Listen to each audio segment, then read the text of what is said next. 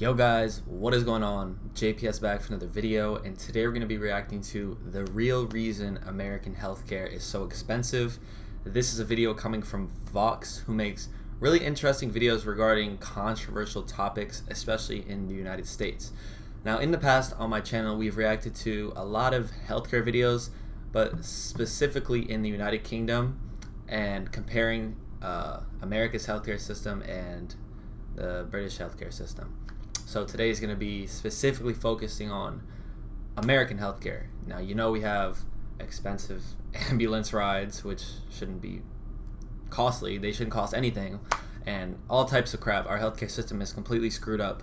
So yeah, hopefully Vox gets to the bottom of this. If you guys are new here, hit the like button, hit subscribe. Regardless if you're new here or not, hit the like button, guys.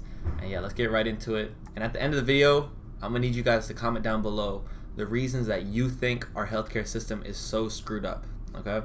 And I think our ideas are constantly evolving around this, and it's not something where your point of view should never be stagnant on something. So I know in the past I've reacted to videos like this and asked you guys to comment how you feel, and I'm looking to see if your opinion has changed or if you think differently after watching the video, so let me know.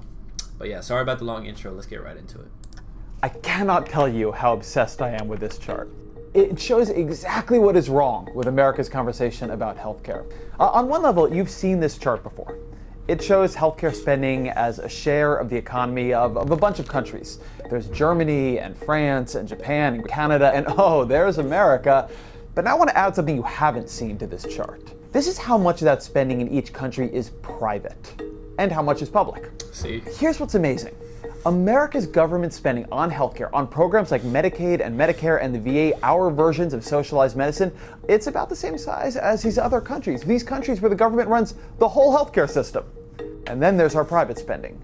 It's the private insurance system that makes healthcare in America so expensive. Conventional wisdom says the government is more expensive than the private sector. It can't say no, it's corrupt, it's inefficient, it's slow. You want something done right, you give it to the private sector. That is what we hear in America all the time. And yet here we are with the biggest private sector spending the most. Why is a free market so bad at controlling the cost of healthcare in the United States? If you look at the data on physician visits and hospital discharges, you can get rid of one theory. Americans don't consume more healthcare than people in these other countries. We don't go to the doctor more than the Germans or the Japanese. In fact, we go to the doctor less. The difference between us and them is that we pay more. All right, hold on. I gotta say something about this little data thing right here. Annual physician visits. Okay, maybe we don't visit the doctor annually, but that doesn't mean we don't go to the doctor annually. It's kind of different because a lot of people use the emergency room because they can't afford it when they're sick and stuff. I don't know. I have to look into that, but just don't believe everything you see always. That's what I'm trying to tell you guys. Doctor less. The difference between us and them, I see what he's saying, is that we pay more. Yeah. Every time we go to the doctor for everything from an angioplasty to a hip replacement, from a C-section to a pain reliever. In America, the price for the same procedure at the same hospital, it varies enormously depending on who is footing the bill. The price for someone with public insurance, like Medicare or Medicaid, is often the lowest price. These groups, they cover so many people that the government can demand lower prices from hospitals and doctors, and they get those lower prices. If the doctors and hospitals say no, they lose a ton of business. They lose all those people on Medicare, all those people on Medicaid. But there are hundreds of private insurance companies, and they each cover far fewer people than a Medicare or a Medicaid. And each one has to negotiate prices with hospitals and doctors on their own. And if you're uninsured, you have even less leverage. Nobody is negotiating on your behalf, so you end up paying the highest price. One study found that most hospitals charge uninsured patients 4 times as much as Medicare patients for an ER visit. Other countries, they don't have this problem. Instead of every private insurance company negotiating with every healthcare provider, there's just this big list. Country, the central government, they go and they say, if you want to sell to us, to all of our people, then here's what you can charge for a checkup. Here's what you can charge for an MRI or a prescription for Lipitor. And so then whether that bill goes to the heavily regulated private insurance companies in Germany or directly to the government like in the UK, each country is telling the doctor or hospital or drug company how much that bill will be. And because the government controls access to all of the customers, it's an offer that hospitals and doctors and pharmaceutical companies typically can't refuse. I'm gonna make him an offer he can't refuse. In America, the idea is that you'll be a consumer, that you'll do what you do when you go to Best Buy and buy a television. But that just doesn't work in healthcare. It doesn't work in healthcare because you often come and get healthcare when you're unconscious in an ambulance, when you're scared, when it's for your spouse or your child. It is a time when you have the least bargaining power. You are not usually capable of saying no. You're not knowledgeable enough to do it, you're not comfortable doing it, or you're not conscious enough to do it. That's why in other countries, the government is a person who can say no for you, who can say, no, that's too expensive, you're gonna have to lower your price, because they do have that power. A new push for single-payer health care right here in the U.S. Single-payer!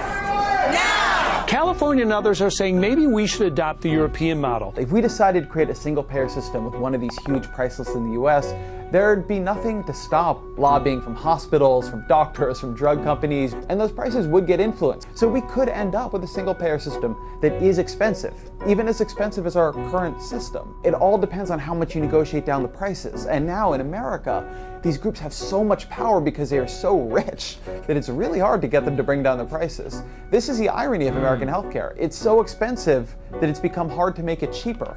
All that money they make, that becomes political power, and years and years and years of overpaying. Those are huge industries now, and they have a lot of influence in Congress. Under a single-payer system, if we did drive prices down, doctors and hospitals, they would be paid less than they are right now. That might mean some of them close, or some go out of business, or some move.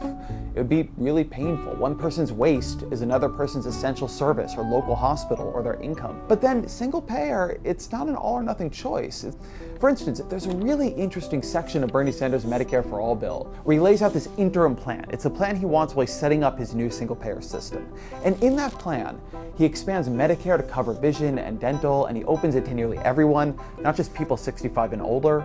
All kids go on Medicare automatically, and most adults can buy in. That plan on its own, it wouldn't get American healthcare spending far down overnight, but it would at least begin to recognize what we already know, and what most other countries already do, that healthcare is one of those things the government can do cheaper and better than the private sector. All right, I got a lot to say. So, I've mentioned this before, and I'll keep on saying it, guys. I agree that our healthcare system is screwed, but I feel like the people saying that never offer any viable solutions, and I feel like it's just so screwed up that it's very hard to adopt like any European healthcare system right now.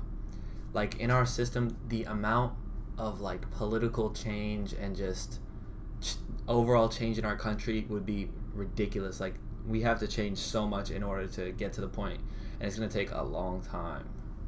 Just, I don't know. It's not really as simple as a two-sided thing. Like, I feel like there's a lot of different sides and layers to this problem. So, I don't know. I really don't know how we're gonna help fix it. It's sad too. Like people, I'm telling you, people get hurt and they can't get help because they know they can't afford it. It's ridiculous. I don't know. I really don't know what to do. So yeah, let me know what you guys think in the comment section. This is like the 5th time we've reacted to something regarding healthcare, and every time it just gets more and more depressing. I just don't know. I don't know what to say. So yeah, thanks for watching, guys, and I'll catch you guys in the next video. Peace.